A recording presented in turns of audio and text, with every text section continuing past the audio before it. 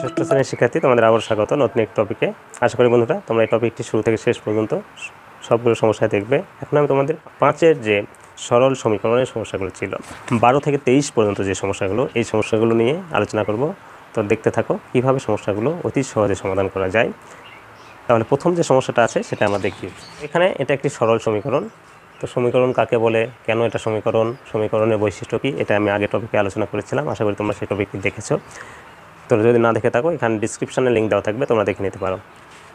তো দেখো 12 নম্বর যেটা, সেটা x+4 = 13 দেওয়া আছে। তো আমরা সমীকরণ সমাধানের 4টি স্বতঃসিদ্ধ শিখেছিলাম। সেটা হচ্ছে কোনো সমীকরণে উভয় পক্ষকে একই জাতীয় রাশি দ্বারা যদি গুণ করা হয়, তাহলে যদি যোগ করা হয় তাহলে মানে কোনো পরিবর্তন হবে না। যদি একই রাশি দুই পক্ষেই বিয়োগ করা হয় মানে চেঞ্জ হবে না। যদি গুণ করা হয় তারপরও মানে চেঞ্জ হবে না। অবশ্যই সেটা উভয় দিকেই করব। এই পাশেও গুণ করলে এই পাশেও করব, এই পাশে যোগ করলে এই পাশেও করব, এই পাশে বিয়োগ করলে এই পাশেও বিয়োগ করব, একই জাতীয় রাশি।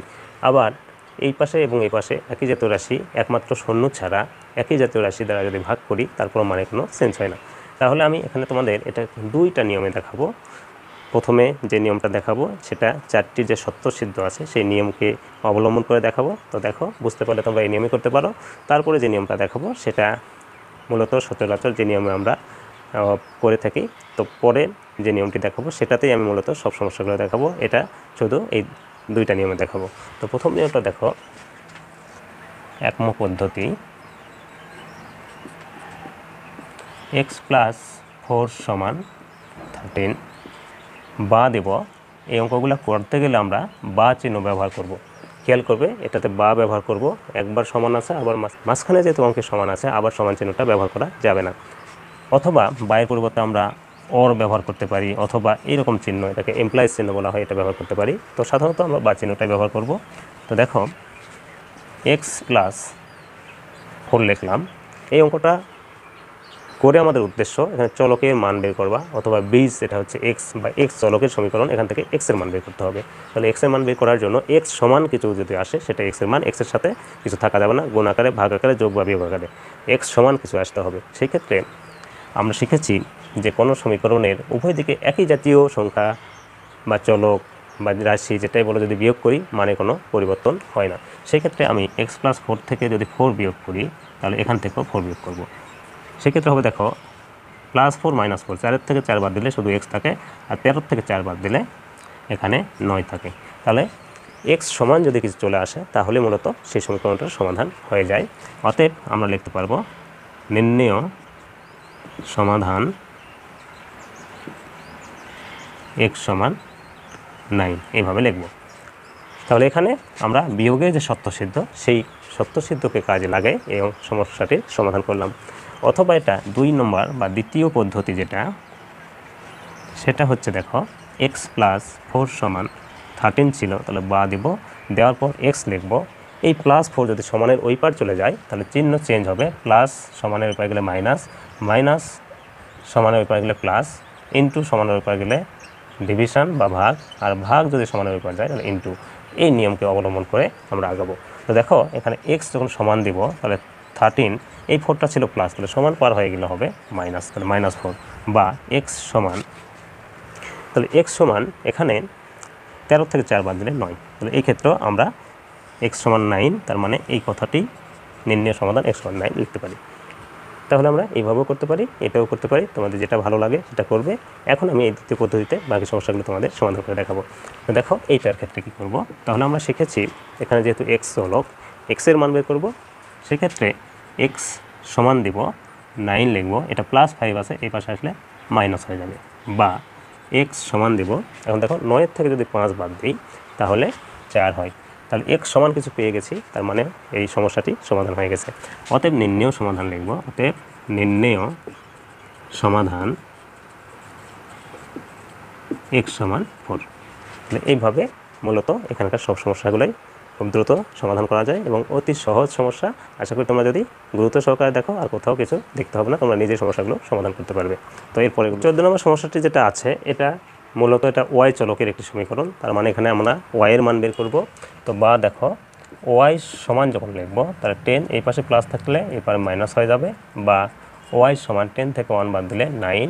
অতএব নির্ণেয় সমাধান, অতএব নির্ণেয় সমাধান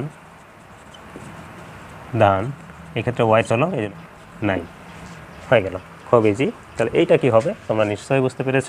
তাহলে ওয়াই সমান লিখব 11, এই মাইনাস সমান পার হয়ে গেলে হয়ে যাবে প্লাস, তাহলে +5, বা ওয়াই সমান এই দুটো যোগ করলে হবে 16। অতএব নির্ণেয় সমাধান তাহলে ওয়াই সমান 16।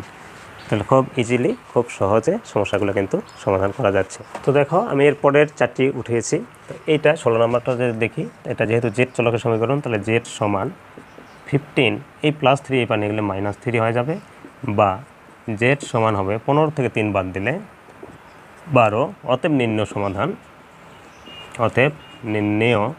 সমাধান জেড সমান 12, এটা হয়ে গেল। এরপর 17 নম্বরটা যদি দেখি, তাহলে এখানে প্রথমত বা দেব, এখানে x চলকের সমীকরণ, তার মানে আমরা x এর মান বের করব। এই ক্ষেত্রে x এর সাথে 3টা গুণ আছে, তাহলে আমরা জানি গুণ এই পাশে চলে গেলে সেটা ভাগ হয়ে যায়, তাহলে 12 নিচে হবে বা ভাগ আকারে হবে 3। যদি এখানে কাটি তাহলে 3 4 12, 4 বার যায়, বা x সমান 4, x এর মান 4 পেলাম। অতএব নির্ণেয়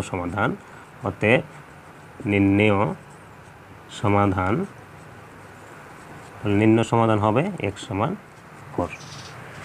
অনুরূপভাবে যদি 18 নম্বরটা আগাই, তাহলে দেখো এখানে যেহেতু x চলকের সমীকরণ, আমরা x এর মান বের করব। এক্ষেত্রে 2x সমান 9 +1 এই পাশে আসলে হয়ে যাবে মাইনাস, বা 2x 9 থেকে 1 বাদ দিলে হবে 8, বা 2টা x এর সাথে গুণ আকার আছে, আর গুণ ওই পাশে পার করলে ভাগ হয়, এই জন্য x সমান 8 ভাগ 2, কাটলে 4 হচ্ছে।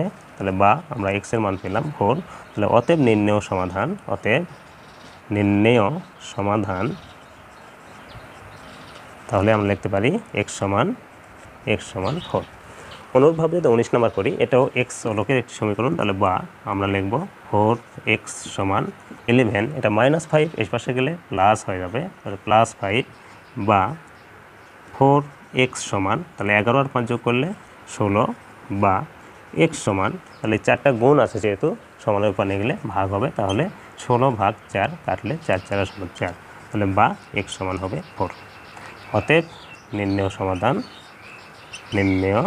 সমাধান, অবশ্যই নির্ণেয় সমাধান কথাটা লিখব, নির্ণেয় সমাধান x সমান 4। নির্ণেয় সমাধান লিখলে আর আমাদের অ্যান্সার লেখার প্রয়োজন হবে না। তো এইভাবে 19 পর্যন্ত করলাম। এর পরেরগুলো তারপরে দেখি, এগুলো ঠিক একই নিয়মে একইভাবে হবে। তো এরপর 20 থেকে 23 পর্যন্ত সমস্যাগুলো আমরা দেখব।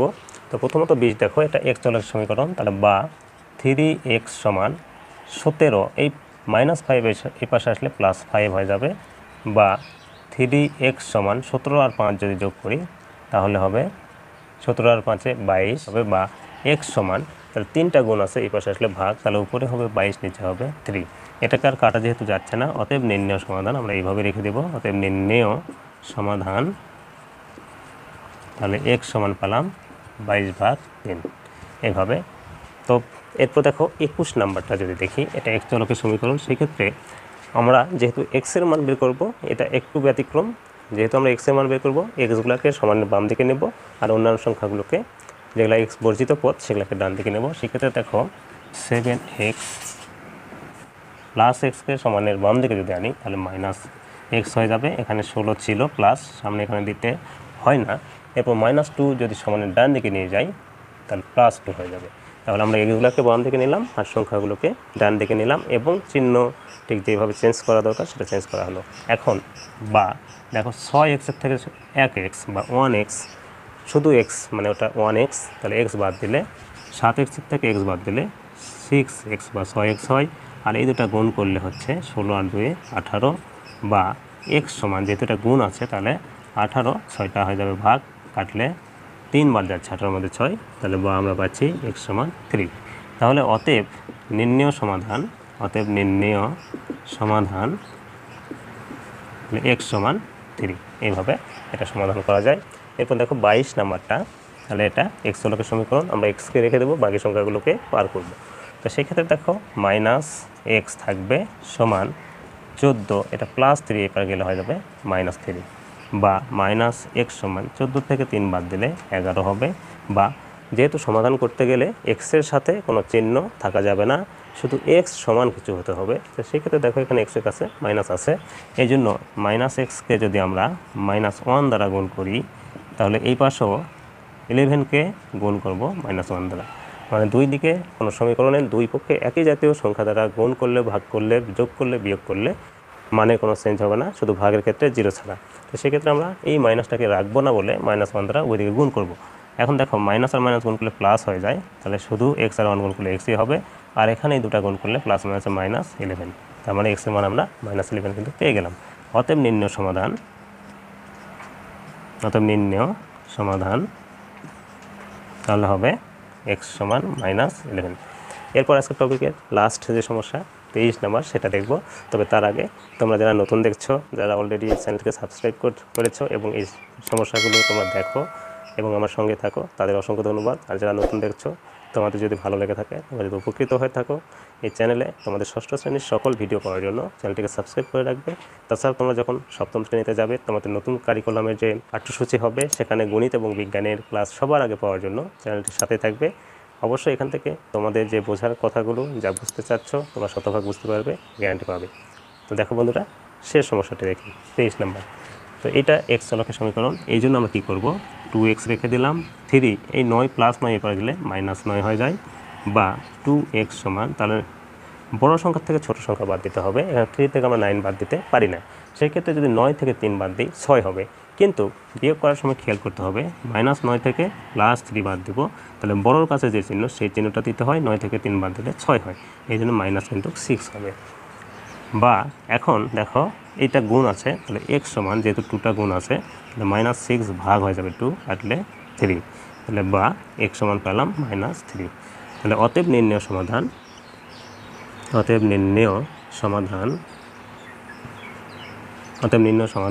এক্স সমান পেলাম -3, এটা। তাহলে এইভাবে এখানে যে সমাধানের সমস্যাগুলো ছিল সব সমস্যাগুলো আলোচনা করা হলো। আশা করি তোমরা শুরু থেকে শেষ পর্যন্ত স্কিপ না করে যদি দেখে থাকো সবগুলো বুঝেছ। তো আজ এ পর্যন্তই, সকলে ভালো থাকবে। পরের টপিকটি দেখার আমন্ত্রণ জানাচ্ছি, সকলকে ধন্যবাদ।